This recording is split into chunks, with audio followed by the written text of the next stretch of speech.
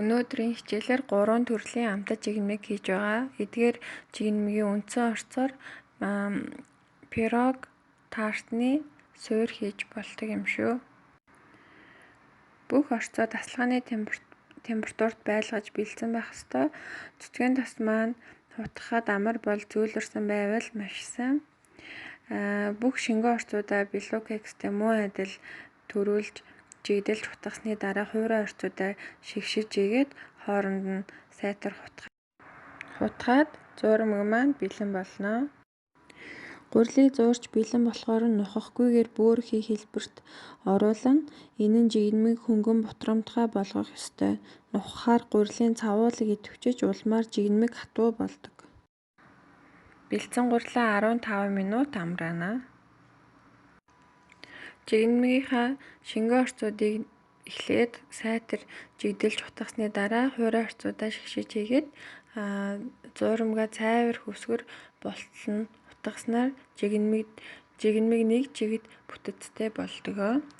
Жигмигийн зуурмаг нэлцгай биш гэхдээ хэлбэр оруулах төдий байх ёстой. Хэрвээ хэтэрхий өтгөн бол бага зэрэг сүү нэмнэ, харин хид шингэн бол гурил нэмээрэй.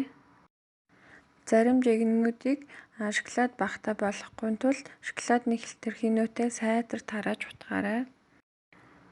Жигмигийн гурил маш зөөл учраас сайн хүргэхгүй бол илтгэхэд их хэцүү байдаг.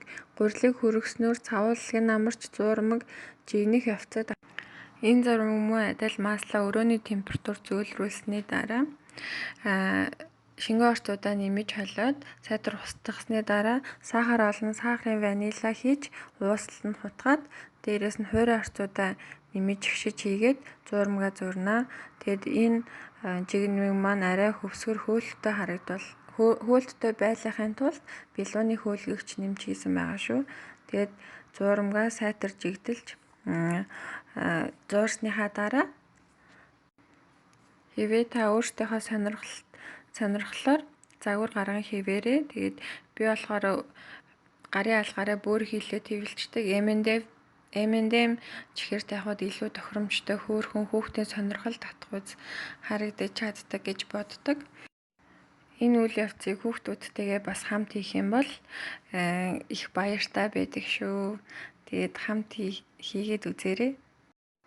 Хэрвээ та жигмиг хавтгаалахгүй бол жигд бус болж захаараа төрүүлж болоод голдоо түүхээр тал гардаг шүү.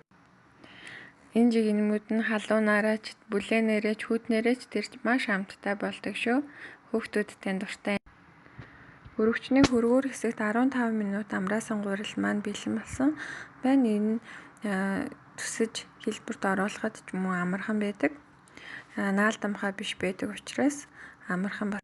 Та жигмигээ захаараа дөнгөж харгалтаж ирэх үед нь зуухнаасаа гаргаарай. Тэгэх юм бол ногоон цайных нь ногоон өнгө нь хит борлохгүй өнгөөрөө гоё.